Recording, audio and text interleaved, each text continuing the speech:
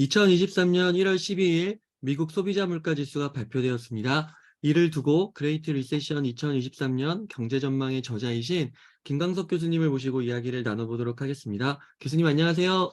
네, 안녕하세요. 반갑습니다. 네, 교수님. 네, 지금 네, 방금 미국 소비자 물가 지수가 발표되었는데요. 그 네, 전에 한 가지 좀 질문을 드리겠습니다. 네. 제가 알기로 오늘 교수님께서 한국은행 다녀오신 걸로 알고 있는데요. 혹시 어떤 일로 다녀오셨는지 여쭤봐도 될까요? 아, 아까 우리 오는 길에 이거 줌 녹화하자고 통화하면서 말씀드렸었는데, 네. 한국은행에 정기적으로 제가 원래 가고 있어요. 가고 있는데, 어, 강의를 했고, 그리고 미팅이 있습니다. 이제 뭐 거시경제 이제 판단하는 그런 여러 뭐 회의들도 있고, 이제 뭐 강의도 있고, 세미나도 있고, 여러 가지 것들이 있는데, 한국은행에서 주최하는 그런 세미나고요. 그래서 뭐 한국은행에 소속되어 있는 경제연구원이 있거든요. 한국은행 경제연구원 소속의 연구진들도 있지만 또 국내 주요 연구기관의 또 연구자들이나 또 이런 교수님들이나 이런 멤버들이 있거든요. 그런 분들이 이제 세미나도 하고 이제 경기 판단에 대한 어떤 의견 이런 것들도 이제 공유하는 뭐 일종의 그런 자리라고 볼 수 있을 것 같습니다. 어, 거기 저는, 세미나 가면 네. 뭐 하나 보여드릴까요? 네네네. 이런 거 이렇게 선물로 한 번씩 주거든요. 그게 뭐예요? 갈 때마다 줍니다. 어, 큰 10,000원 보이시죠? 아, 이게 뭐냐면 돈으로 따지면 2만 원이에요. 2만 원 액자. 진짜요? 2만 원에 한국은행에서 발행하는 신권 2만 오, 원. 그러니까 뭐 2만 원 이상의 야, 가치가 있을지 모르겠지만 하여튼 10,000원권 2장 이렇게. 어, 어떨 때는 5천 원짜리 뭐 2장 줄 때도 있고. 너무 그래서 제가 기분 왜 좋, 5만 원짜리 안 주냐고 제가 따지고 그렇습니다. 너무 기분 좋을 것 같습니다. 네, 제가 나중에 한번 선물로 우리 웅달님도 이런 거 하나 드릴게요. 아유, 몇 개 더 받아다가. 감사합니다. 저는 네, 또 혹시나 교수님께서 그 한국은행 그 위원님들 계시잖아요. 네. 거기에 또 이렇게 새해에 맞아가지고 위원으로 초빙되신 게 아닌가, 임명되신 게 아닌가 싶어가지고. 우리 내일 이제 통화정책 방향 결정회의가 있고 네. 거기 위원 될 자격은 제가 당연히 없고요. 아유. 그리고 아, 될 마음도 없습니다. 근데 그것도 진짜 임명이, 되면 예. 네, 뭐 이렇게 자기의 어떤 색깔을 미국처럼 막 자유롭게 발표하고 그러지 못하는 환경이에요. 우리나라 상대적으로. 소위 음, 말하는 공무원들은 그 언론 활동 같은 것에 제약이 많아요. 그래서 언론 활동 뭐 어디 방송 출연이 있다 예를 들어서 그러면 보고에 보고를 거쳐서 아, 해도 돼 하면 안 돼 뭐 이런 것들이 있어요. 말 실수하면 큰일 나잖아요. 그래서 미국 같은 경우 누가 이렇게 뭐 보건 정책이라든가 뭐 이런 거 발표할 때 이렇게 뭐 안 읽잖아요. 이렇게 읽고 발표하지 않잖아요. 예. 막 스피치 하듯이 막 강연하듯이 이렇게 얘기하잖아요. 근데 우리나라 공무원들은 뭐 발표하는 거 보면 이렇게 한 번도 앞에 안 보고 막 다 읽잖아요. 예. 말 실수하면 큰일 나기 때문에 그래요. 음, 짜여져 있는 그 정책 발표 내용을 그대로 읽기만 해야 돼요. 그러니까 우리나라 환경이 공무원들이 좀 이렇게 적극적으로 막 이렇게 자기 의견 발표하고 그래서는 안 되는 상대적으로 더 그런 경향이 좀 있어요. 이게 뭐 좋다 나쁘다의 개념이 아니라 우리나라 공무원의 특징이 있어요. 역시 뭐 한국은행의 임직원 그리고 뭐 금통위 위원이 되면 그 공무원 성격이 강해지기 때문에 제 어떤 성향하고는 안 맞습니다. 저는 이렇게 웅달님하고 유튜브 영상 찍고 즉시 분석하고 이런 걸 더 좋아하기 때문에 어. 제 성향에 좀 연봉은 높은데 예, 연봉 아주 높거든요. 아주 요거 정도에 가깝습니다. 연봉. 그래서 좋은데 제가 될 자격도 없지만 제가 원하는 제 커리어도 아닙니다. 네, 그러니까 교수님께서 만약에 진짜 임명되시고 이러면은 유튜브도 네. 못 나오시는 거잖아요. 뭐 은퇴하면 나올 수 있겠죠. 은퇴하면 나오시고. 퇴직하면. 네. 그래서 너무 이렇게 옆에서 기다리시는 팬분들이 많아가지고, 네. 예, 항상 대중분들과 그 구독자분들과 가까이 있어주시면 너무 좋을 것 같습니다. 네, 전 그렇게 하는 게 더 좋습니다. 네. 교수님, 그러면 오늘 이 12월 CPI, 지난달 CPI가 발표되었는데요. 총평 한번 네. 부탁드리겠습니다. 총평은 물가 확실히 잡혔다. 어, 시장에 기대하는 수준으로 잡혔다. 그러면 아마도 금리 인하가 가능하지 않을 것 같은데, 저의 생각은 23년 내에 금리 인하는 없을 거로 생각되는데, 적어도 시장이 금리 인하를 기대하는 바는 확실히 높아질 것이다. 기대 인하론이 크게 부상할 것은 확실할 것 같습니다. 아마 어. 이 영상을 세계 70억 인구가 다 본다.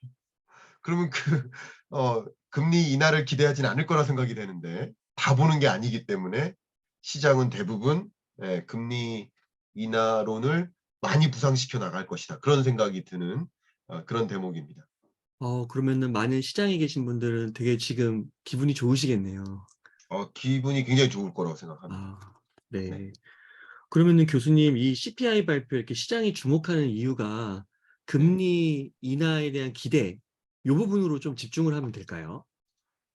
예, 맞는 것 같아요. 기본적으로 1월 31일자 미국 시간 기준으로 31일부터 2월 1일까지, 그러니까 한국 시간으로는 2월 2일이죠. 그때 FOMC 회의가 열리고요. 그때 금리를 결정할 텐데, 가장 참고를 많이 하는 데이터 중에 하나가 역시 CPI이기 때문에 개념적으로 그런 거죠. 그렇기 때문에 이 결과는 뭐 금리 인하에 대한 기대를 더 부추기고, 그렇기 때문에 FOMC 회의에 대해서 그 기대가 너무 심각했다가 실망할 수도 있고, 어. 기대만큼 부합하게 금리 인하를 단행 그 정도만 한다면 뭐 괜찮을 수도 있고, 음. 뭐 그런 것들이 결정되는 그 직전의 상황이니까, 데이터에 기초해서 판단하는 것이니까 그 데이터가 발표됐으니까 굉장히 중요한 의미가 있겠다, 이렇게 생각을 합니다. 네. 그래서 교수님께서 지난 2022년 10월부터 12월까지 계속해서 이 즉시 분석을 해 주시면서 네. 그 물가가 정점을 찍었다라는 분석을 해 주셨잖아요. 네네. 그러면 이번 결과는 이제 완전히 그냥 어떻게 그렇게 됐다라고 볼 수가 있을까요? 그 부분을 제가 이제부터 그 자료를 통해서 말씀을 한번 드려보도록 하겠습니다.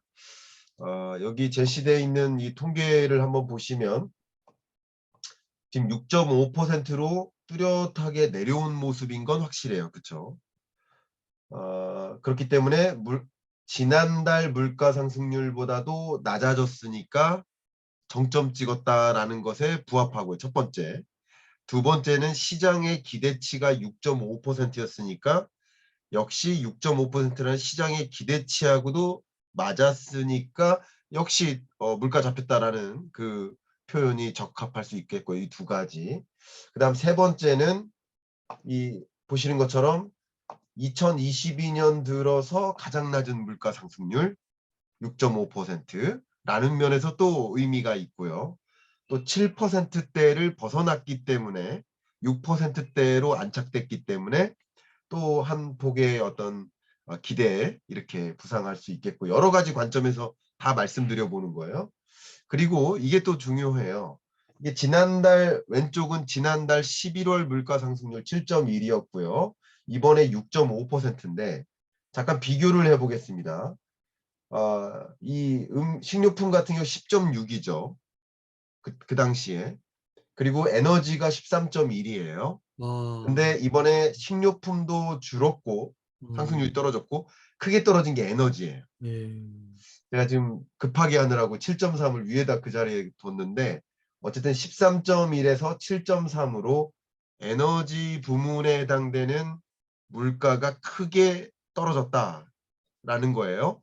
그 에너지 부분이 굉장히 걱정이 됐던 거거든요. 근데 그 걱정을 많이 덜어주는 모습이다, 이렇게 볼 수 있겠고요. 그다음 이번 12월 물가 상승률 CPI가 발표될 때 가장 많이 주목했었던 관전 포인트는 어쩌면 7.1에서 6.5로 떨어지는 게 아니라 근원 물가 상승률 6.0%에서 얼마나 더 떨어질까였거든요. 그게 더 중요합니다. 자, 근원 물가 상승률은 여기 보시는 것처럼 푸드, 식료품과 에너지, 이게 계절적으로 민감하잖아요. 음. 계속 플럭추에이션은 심하고, 뭐 예를 들면 뭐 오펙 플러스에서 감산을 한다 안 한다 이것에 따라서 전쟁 난다 뭐 이런 여러 가지에 따라서 이 막 급등락이 심하니까, 식료품도 역시 마찬가지 계절적인 요인, 홍수라든가 가뭄이라든가 이런 것들 때문에 급등락이 심하니까 식료품과 에너지 가격 부문, 그 부문을 제외한 나머지 물가 상승률, 이걸 근원 물가 상승률이라고 하죠. 그리고 이 근원 물가 상승률은 기조적으로 물가가 잡히는가 아닌가를 판단하는 기준이니까 매우 중요한데, 이 7.1에서 6.5로 떨어진 것보다 더 중요한 게 6.0에서 5.7%로 확실히 떨어져 주는구나. 기조적으로도 그래도 물가가 하향 안정화되는구나 라는 것을 갖게 생각을 만들어 주니까 역시 물가 정점 확실하다. 그 기대, 금리 인하도 괜찮겠다. 이런 생각을 만들기에도 나름 충분하다라는 생각입니다. 지금 방금 말씀드렸던 그 근원 물가 상승률의 흐름을 보신다면 이런 흐름이었어요.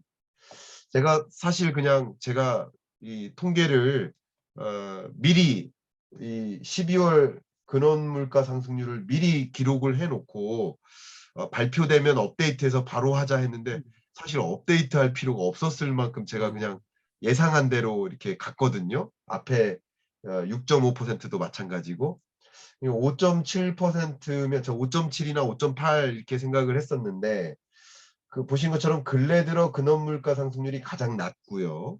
계속 기조적으로 물가가 잡히는구나라는 생각 드니까 근원 물가 상승률 다섯 번째죠. 근원 물가 상승률로 봐도 물가 확실히 잡히는구나 이런 생각인 거예요. 자, 마지막으로 기대 인플레이션율인데 오늘 발표된 건 아닙니다. 얼마 전에 발표된 건데 기대 인플레이션율마저도 근래 들어 뭐 1년 단위, 2년 단위 기준 다 마찬가지 1년 후 기대 인플레이션이 4.2에서 2.9로 가장 낮은 수준으로 떨어졌고 2년에 대한 인플레이션에 대한 기대도 역시 많이 떨어졌고 그러니까 기대 인플레이션마저도 떨어졌다.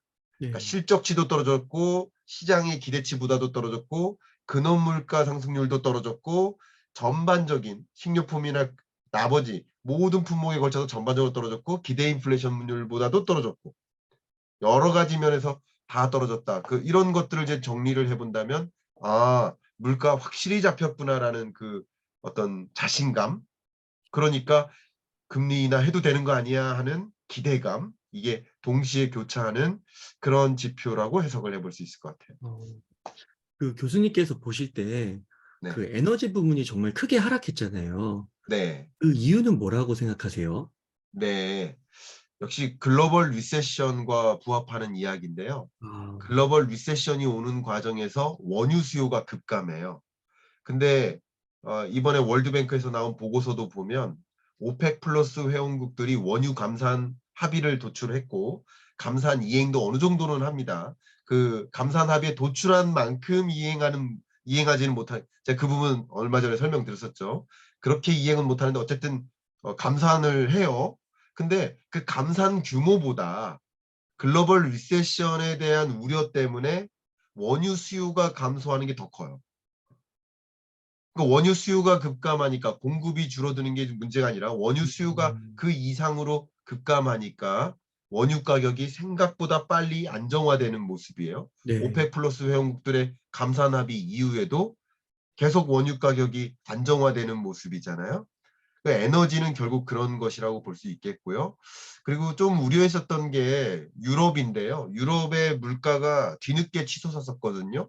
그게 에너지 가격이에요. 근데 겨울이 추우면 에너지 수요가 늘어나니까 유럽의 경우 글로벌 인플레이션을 못 잡게 만드는 그런 요인이 될 거라고 우려가 됐었는데 저도 제 채널에서 경익남 그 영상 엊그저께 올라간 그 영상에서 그 부분을 좀 강조했었는데 다행스럽게 우려했던 만큼의 추위가 안 왔어요. 유럽은 상대적으로 좀 따뜻한 겨울이 음, 왔어요. 네. 콜드 윈터를 생각했는데 콜드 윈터가 아니라 웜 윈터가 왔어요. 그래서 에너지 수요가 상대적으로 덜하겠죠. 그런 것들도 역시 계절적인 요인이 맞물렸다 이렇게 생각을 해볼 수 있을 것 같아요. 여러 네. 가지 요인이라고 볼 수 있는 것이죠. 네. 그래서 어제 뭐 며칠 전만 해도 네, 5%냐 6%냐 금리의 상단이 그걸 두고 갑론을 막 논쟁을 했던 것 같은데요. 네, 그러면 교수님께서는 올해 좀 금리를 좀 전망하신다고 한다면 네. 금리가 한 5% 정도 한 차례 정도 인상된 다음에 인하까지도 갈 수 있다고 보시는 건가요? 자, 그 부분을 네. 시장의 기대랑 함께 제 의견까지 말씀을 좀 드려보도록 하겠습니다. 네. 일단 그것을 확인할 때 제가 항상 보여드린 게 CME 페드워치죠. 제가 이 자료를 준비할 때 우리 영상을 찍기 직전 10시 반에 CPI가 발표됐는데 9시 반 정도에 이 CME 페드워치를 봤더니 이번에 1월 말에 있는 또 우리 한국 날짜로 따지면 2월 2일이죠. FOMC 회의 결과에 대해서 시장이 기대한 게 보시니까 지금 4.5잖아요. 네. 근데 0.25%포인트, 25bp 올릴 거다라는 것에 기대를 잔뜩 하고 있는 모습이에요. 그죠? 잔뜩 하고 있어요. 그리고 이게 재밌는 게 뭐냐면 지난 22년 12월에는 35% 베이비 스텝은 거의 불가능해. 빅스텝 계속 할 거야 라고 생각했죠. 마우스 커서 보이시죠? 네. 그리고 자이언트 스텝도 계속 할 수도 있어 이렇게 생각을 했다가 23년 이제 1월 5일 날 왔을 때 베이비 스텝에 더 무게를 두고 빅 스텝의 무게가 좀 줄었어요. 자이언트 스텝은 있을 수 없어 이렇게 생각하는 거예요, 이제. 그래요. 그러다가 23년 1월 11일자로 베이비 스텝에 더 큰 무게를 두는 거죠. 그리고 빅 스텝의 무게가 줄죠. 시장은 베이비 스텝일 거야라고 생각을 하는 거예요. 그리고 제가 아까 말씀드렸던 1시간 전 CPI 발표되기 1시간 전 77%까지 올라갔던 거예요. 자, 지금 제가 업데이트를 바로 해보겠습니다. CME 페드워치를 업데이트를 해보니까 자, 지금 업데이트를 하는 과정인데 지금 보이시죠? CME 페드워치 홈페이지를 그대로 제시를 해드리겠습니다. 그러니까 88.3%로 올라갔어요. 와. 그죠? 와. 아까 제가 보여드렸던 게 77.7%였죠. 그죠? 와. 83, 88%로 올라가, 88% 넘었어요. 와. 극단적으로 이렇게 보는 거예요. 그러니까 지금 이 페드워치 상에서 제가 말씀드리고자 하는 것은 시장의 기대가 이제 음, 베이비 스텝만 하면 될 것 같아 라는 식으로 생각했다가 이번에 CPI가 시장의 기대치나 그 밖에 여러 가지 지표들이 물가 잡힌 듯이 확실히 굳건히 되니까 시장은 확실히 베이비 스텝이다라고 굳건히 믿고 있는 거예요. 근데 FOMC 회의 때 만약에 이 기대치에 부합하게 베이비 스텝을 한다. 그럼 시장은 나름 환호할 거예요. 어. 금리 인상 속도 확실히 조절 들어갔구나. 그럼 베이비 스텝이면 마지막일 수도 있겠구나. 이런 기대까지 가질 수도 있어요. 음. 그런데 만약에 빅 스텝을 한 번 더 한다. 그럼 시장은 또 엄청나게 뒤통수 맞는 듯이 헛된 음. 기대였구나 하면서 또 주가는 그날 대폭 조정에 들어갈 수도 있겠다. 이런 생각을 해봅니다. 그런데 제가 아까 지금 주신 질문이 금리 인하에 있을 수 있느냐 이 질문이잖아요. 저의 생각이잖아요. 저의 생각은 상대적으로 시장의 기대가 아니라 파월의 마음이라고 생각해 주시면 더 좋겠고요. 그런 관점에서 제 이 그래프를 다시 한번 보여드리는데요. 6.5%로 떨어진 거 맞아요. 그리고 시장의 기대치에 부합하게 떨어진 거 맞아요. 그러나 파월의 마음은 얼마 전에도 또 강조했듯이 목표 물가가 2%입니다. 여기 기준선 여기에 있어요. 음. 2%에 부합하게 떨어져 주려면 아직 갈 길이 멀다. 금리 인하는 당장 기대되기 힘들다. 아. 그리고 아주 쉽게 단편적으로 전망하는 방법이 제가 그전에도 말씀드렸던 것 같은데 통계가 통상적으로 정규 분포를 그린다고 말씀드렸죠. 종의 모형을 그린다. 그럼 정규 분포를 그려볼게요. 2%를 초과한 게 21년 뭐 상반기 초라고 볼 수 있겠어요. 중반기라고 볼게요. 그러면 이때부터 9.1을 향해 올라갔잖아요. 네. 그러면 대략 이 9.1을 향해 올라간 기간 이게 6월 달이잖아요. 9.1이. 그러면 대략 1년 반 정도가 걸린 거예요. 그러면 6월 달로부터 2%까지 떨어지는 데는 이제 마우스 커서가 여기까지 커버를 못하겠지만 떨어지려면 적어도 23년 뭐 11, 12월이 되지 않겠느냐라는 것을 어느 정도 그냥 이런 건 전문 용어로 통박이라고 하죠. 통박으로 그렇게 대충 맞출 수도 있어요. 보통은 그렇게 움직여요. 이 음. 그래프라는 게 항상 그래요. 통계가.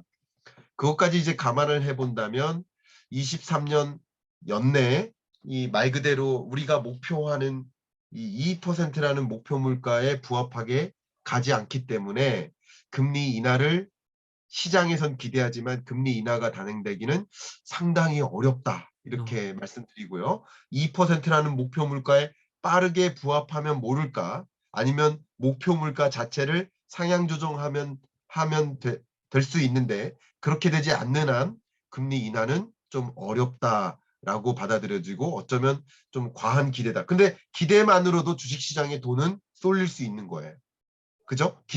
기대에 부합하게 돈이 쏠리는 거니까 시장이 그렇게 기대하는 만큼 돈을 그쪽으로 주식시장으로 이동해 나갈 수는 분명히 있겠다. 그래서 주가에는 상당히 긍정적인 것이다. 그렇다고 금리 인하가 단행되는 것은 좀 어렵겠다. 뭐 있다면 23년 끝자락 정도 이렇게 생각할 수 있을 것 같습니다. 저는 그렇게 시장을 또 금리를 바라보고 있습니다.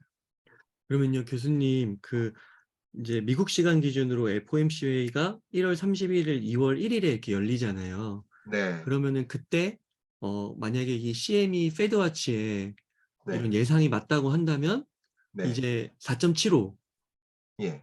되는 것이고, 그러면은 한 그 정도 수준에서 5% 이내 수준에서 올해는 쭉 가는 그런 흐름을 좀 말씀하시는 건가요? 금리 인상 속도 조절에 들어갈 때는 네. 이제 자이언트 4번 하다가 빅 스텝 한 번 했었죠. 그리고 베이비 스텝을 만약에 해요. 그러면 또 한 번 남은 거는 없거나 베이비 스텝인 겁니다. 아, 이변이 없는 한. 빅 스텝, 베이비 이런 식으로. 근데 베이비를 한 번 하고 3월 달에 FMC 회의가 또 있어요. 그때 쉬었다가 4월 달에 할 수는 있겠죠. 음, 그러니까 쉬었다가 하는 것도 금리 인상 속도 조절이죠. 음, 그러니까 매 FMC 회의 때마다 금리 인상하는 것보다 좀 띄엄띄엄 하는 것도 속도 조절이죠. 예. 그러니까 가장 낙관적인 시나리오라면 어, 1월 말 2월 초에 금리를 베이비 스텝만 인상하고 더 이상 없이 동결 가거나 어, 두 번째 시나리오는 그 다음 낙관적인 게 베이비 스텝 하고 3월에는 쉬었다가 4월에 베이비 스텝 한 번 더 하거나 음, 그죠? 아니면 베이비 하거나 그죠? 3월 달에 요런 식으로 금리 인상 흐름이 이어질 것이라고 보고 있습니다. 아, 그러면은 교수님 한 6% 정도까지는 조금 과하다 이렇게 지금 시점에서는 생각. 6%는 과합니다. 네, 6%는 과하고요. 제가 왜 네, 이런 말씀 드리냐면요. 네, 1월과 3월에 FMC 회의가 있을 때쯤, 3월 FMC 회의가 있을 때쯤이면 대략 1, 2월 CPI까지 받아들죠. 그때는 이런 수순이라고 하면 5%대에 근접하게 볼 수 있어요. 그럼 보세요.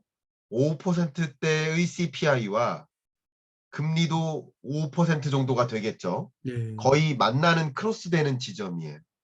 그러면 이 정도 금리면 물가 잡기에 충분하다라고 판단할 가능성이 높아요. 음, 그러니까 6%까지 금리를 인상한다. 그건 어렵고요. 저는 뭐 그냥 5% 정도, 좀 네, 많으면 5.25, 좀 적으면 정말 4.75, 그래서 한 5% 정도 상하회하지 않을까 이렇게 최종 금리를 판단하고 있습니다. 현재로서는. 음, 그러면요, 교수님, 경기 침체 이슈를 좀 여쭤보고 싶은데요. 이 경기 침체는 이제 오는 건가? 이번에 월드뱅크 경제 전망 보고서가 발표되었는데 어떻게 보시는지 궁금합니다. 네, 제가 여러 가지 좀 짧은 시간이었지만 제가 데이터를 좀 몇 가지 보여드리겠습니다. 제가 여러분들께 꼭 강조하고 싶은 꼭 보셨으면 하는 그 데이터가 PMI 지수예요. PMI는 제조업 지수라고 보시면 좋겠어요. 제조업 지수. 제조업이 화랑인가 호황인가 불황인가 이걸 보여주는 지표고요. 저는 CEIC 데이터를 많이 활용하고 있습니다. 아주 우리 우수한 블룸버그 같은 음, 블룸버그보다 더 우수한 데이터 플랫폼인데요. 뭐 여러분은 바로 다이렉트하게 이렇게 어, 만날 수는 없을 수도 있습니다. 왜냐하면 좀 유료 성격이 강하니까. 근데 이 PMI 지표를 좀 업데이트하면서 제가 늘 추적을 하고 있는데요. 일단 50을 기준으로 상회하면 호황, 음, 제조업 호황, 50을 밑돌면 불황 이렇게 보면 좋겠습니다. 근데 진짜 호황이었던 게 21년 5월 정도예요. 이게 펜트업 디맨드 일어나고 그때예요. 근데 쭉 꺼지죠. 굳이 따지면 이 정점으로부터 떨어지는 이 구간 그리고 밑으로도 떨어지는 이 전체 떨어지는 구간을 우리는 다운턴, 하강 국면이라고 보죠. 그 하강 국면에서 50 위에서 하강한다. 그것을 둔화라고 보면 좋겠고요. 한국어로. 그리고 50을 밑돌면서까지 하강한다. 그걸 침체라고 보시면 좋겠어요. 근데 보시는 것처럼 세계 주요국들이 우리나라를 포함해서 세계 주요국들이 이미 침체 국면에 진입한 상황이다. 이렇게 볼 수 있겠습니다. 경기 침체 국면에 진입하고 있는 모습이다. 이렇게 그림을 그리시면 좋겠고요. 그다음 월드뱅크를 말씀 주셨기 때문에 월드뱅크 경제전망 보고서는 1년에 2번밖에 안 나오니까 제가 매우 유심히 보고 있는데요. 그 홈페이지에 이 보고서를 다운받으라고 이렇게 공지해 놓은 유튜브로 치면 이제 썸네일 같은 게 바로 이 그림입니다. 근데 이 썸네일에 많은 것들이 내포되어 있어요. 제가 한번 뭐 영어로 되어 있으니까 좀 설명을 좀 드려보겠습니다.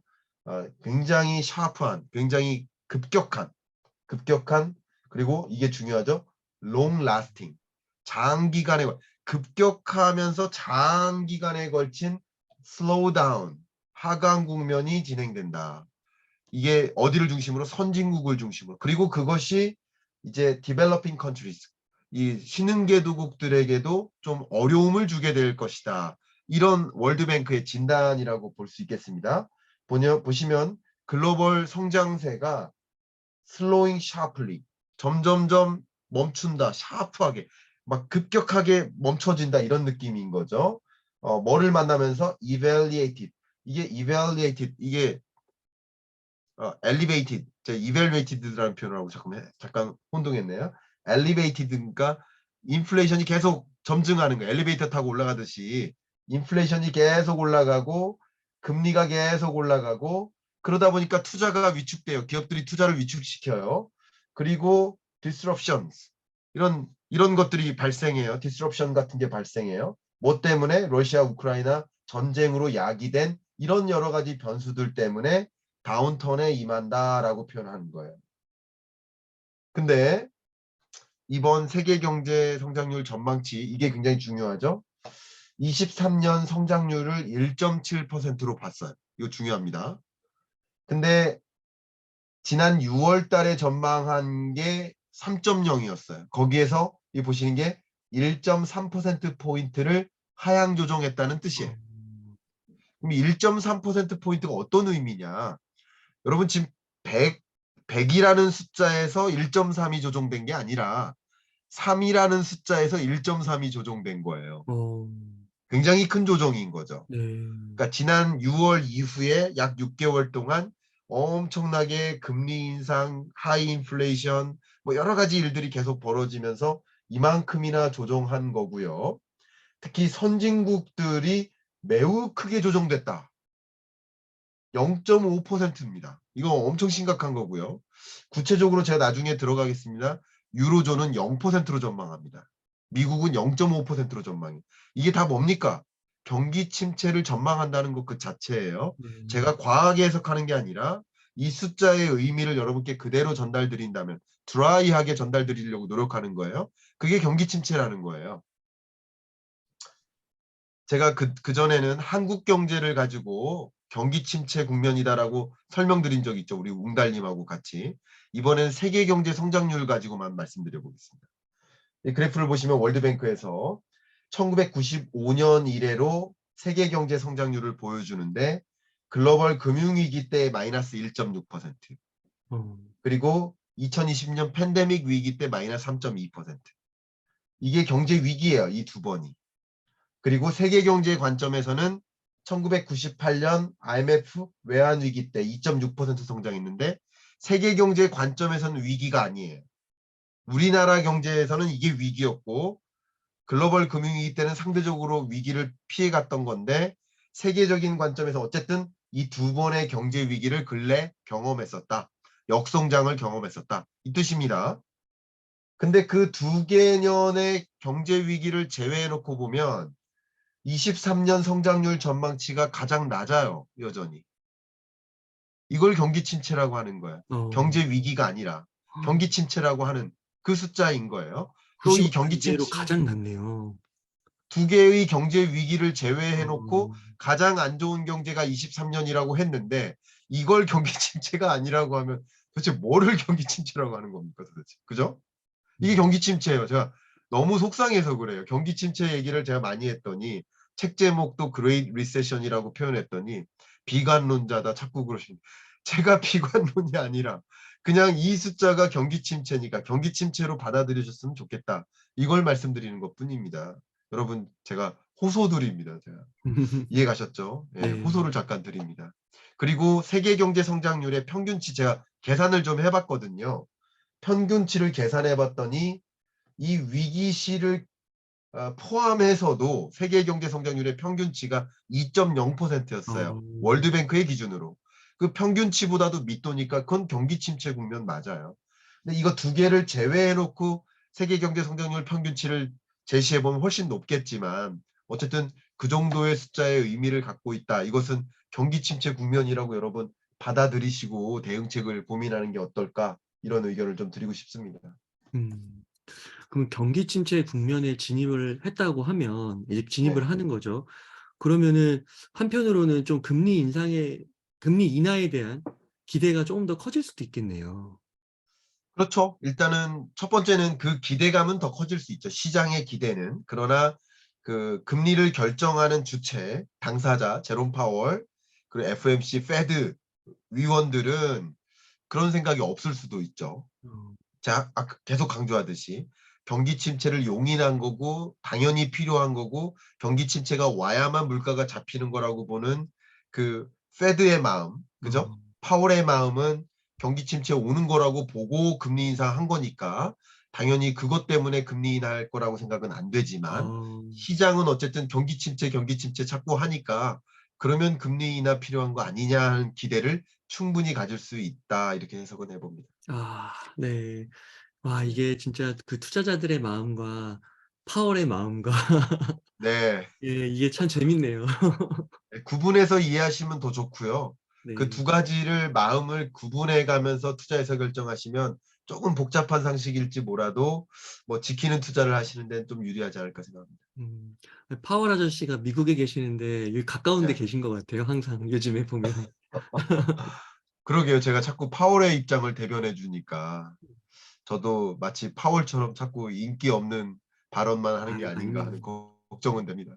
네. 네.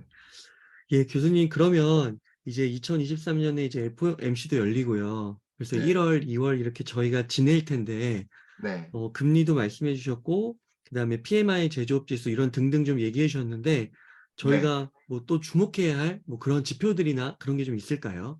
발표나? 세계 이코노미스트들이 주목하는 그 지표는 오늘은 월드뱅크 자료를 보여드렸는데 네. IMF의 경제 전망 보고서도 1월 달에 나옵니다. 아, 그거는 날짜가 정해지진 않았는데 제가 살짝 물어는 봤어요. 근데 설 연휴 직후가 될 가능성이 높아요. 그때 IMF 경제 전망 보고서가 나오면 우리 가능하다면 웅달님하고 또 이렇게 즉시 아, 분석을 네. 해드릴까 하는데 그것은 정말 이코노미스트들이 바로미터로 삼고 있는 그런 발표입니다. 여러분 주목하시길 좀 바라고요. 뭐 월드뱅크는 이렇게 봤는데 IMF는 어떻게 볼까? 물론 이제 월드뱅크하고 IMF하고 굉장히 가까이에 있어요. 뭐 걸어갈 거리예요. 둘이 어. 걸어갈 거리만큼. 그래서 이제 그 각각의 이코노미스트들끼리 이제 뭐 친한 사람들도 많고 해요. 사실 동문들도 서로 많고. 그래서 뭐 여러 의견들이 교환은 되지만 그래도 IMF의 이코노미스트들의 숫자나 그 경쟁력이나 이런 것들은 또 레벨이 다르니까 뭐 한번 그것도 지켜보시면 또 IMF는 얼마나 강한 경기 침체를 예고할 것인가 이런 것을 좀 생각해 보시면서 의사결정 하는 데 참조하시면 도움이 되겠습니다. 네, 교수님, 오늘 이렇게 또 즉시 분석 귀한 시간 내주셔서 해주셔서 너무 감사드리고, 좀 끝으로 좀 하고 싶으신 말씀 있다면 좀 부탁드리겠습니다. 네. 제가 여러분께 좀 강조하고 싶은 이야기는 그 경기 침체 자체를 너무 우려하진 마십시오. 제가 공포감을 드리거나 위압감을 드리거나 그런 목적이 아닙니다. 경기 침체는 그냥 그런 겁니다. 경기 침체라는 단어가 굉장히 나쁜 건 아닙니다. 경제 위기와 경기 침체를 제가 구분하셔라라고 말씀 계속 드리고 있죠. 경제 위기는 마치 날씨에 비교하면 태풍 오는 것처럼 나무 부러지고 막 이런 거고 그리고 경기 침체는 긴 장맛비 같은 느낌, 뭐 태풍 부는 건 아니에요. 그래서 먼 큰 무슨 이변이 오는 건 아닙니다. 그런 느낌이지만 안 좋은 건 안 좋은 거다. 그래서 경기 침체가 좋은 거 아니잖아요. 나쁜 거잖아요.